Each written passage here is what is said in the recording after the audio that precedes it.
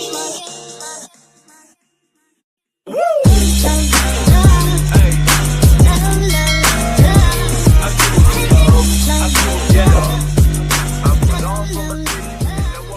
di sini saya akan menjelaskan materi saya yang berjudul konsep ran dalam perspektif Islam, yang dimana pengertiannya secara etimologi kata ran dalam bahasa Arab berarti statis, abadi, penahanan atau ketetapan. Secara terminologi hukum Islam adalah suatu akad utang piutang dengan menahan aset atau barang berharga milik debitur sebagai jaminan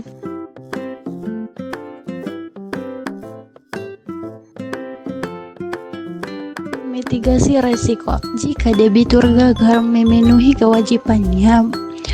Barang pinjaman dapat dijual untuk melunasi utang setelah mendapatkan kesepakatan kedua belah pihak tanpa menghilangkan hak kepemilikan awal atas barang tersebut selama masa pinjam. Dalam literatur fikih, ran diklarifikasikan menjadi dua jenis. Yang pertama ran zuli, yaitu akad penggunaan barang secara sukarela sebagai jaminan atas peminjaman yang diterima. Yang kedua ran syari, yaitu keterkaitan jaminan yang berlaku otomatis pada harta peninggalan seseorang yang wafat untuk melunasi utang yang belum terbayar, sehingga ahli waris tidak boleh mengalihkannya sebelum utang tersebut lunas. Yang kedua itu landasan hukum. Praktik ran memiliki legitimasi atau yuridis yang kuat dalam Islam, yang bersumber dari Al-Quran, yaitu Quran Surah Al-Baqarah ayat 283, yang dimana memberikan kebolehan bagi pihak yang melakukan transaksi tidak tunai dalam perjalanan untuk memegang barang tanggungan jika tidak terdapat penulisan fakta uang. Yang kedua itu hadis Nabi Muhammad SAW, yaitu Rasulullah SAW seorang personal pernah mempraktikkan akad ini dengan menggadaikan baju besi beliau kepada seorang Yahudi di Madinah untuk mendapatkan bahan makanan bagi keluarganya. Yang ketiga ijtihad dan ijma ulama, yaitu para fuqaha dari berbagai mazhab seperti Syafi'iyah, Hanabiyah, Malikiyah, dan Hanafiyah sepakat bahwa ran diperbolehkan sebagai instrumen tolong-menolong selama terbebas dari unsur riba dan kezaliman. Yang ketiga itu rukun dan syarat keabsahan ran, yaitu agar transaksi ran dinilai sah secara syariat terdapat rukun dan syarat yang wajib dipenuhi. Yang pertama itu rukun ran, meliputi rahim seperti pegadai dan debitur. Yang kedua itu murtahin, seperti penerima gadai dan kreditur. Yang ketiga itu rahun, yaitu barang yang diagunkan.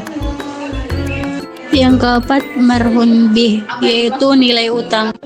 Dan yang kelima itu sikhat, yaitu jihad dan kolbu. Yang kedua itu syarat sah, yaitu pihak yang berakad harus cakap hukum seperti berakal dan balik, serta bertindak atas kerelaan kebersamaan.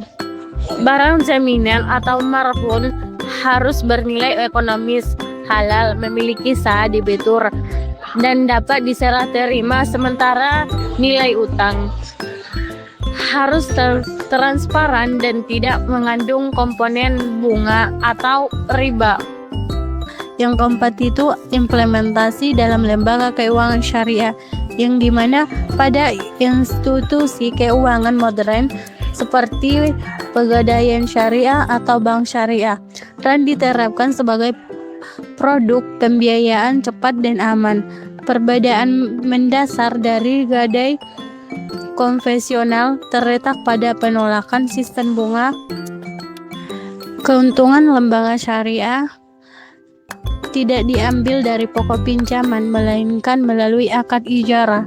Dalam skema ini, nasabah membayar biaya pemeliharaan dan penyimpanan atas barang jaminan yang dititipkan, sehingga aspek keadilan dan kepatuhan syariah tetap terjaga. Yang kelima itu relevasi dalam ekonomi modern dan inklusi keuangan. Di era kontemporer, ran berkembang menjadi instrumen strategis untuk yang pertama itu mengelola risiko, yaitu menjadi pelindungan bagi lembaga keuangan syariah dari risiko gagal bayar. Yang kedua itu inklusi keuangan, yaitu membuka akses permodalan bagi masyarakat kelas menengah ke bawah serta melakukan UMKM yang sering kali kesulitan menembus sistem administrasi perbankan formal. Cukup dengan meminjamkan aset bernilai seperti emas,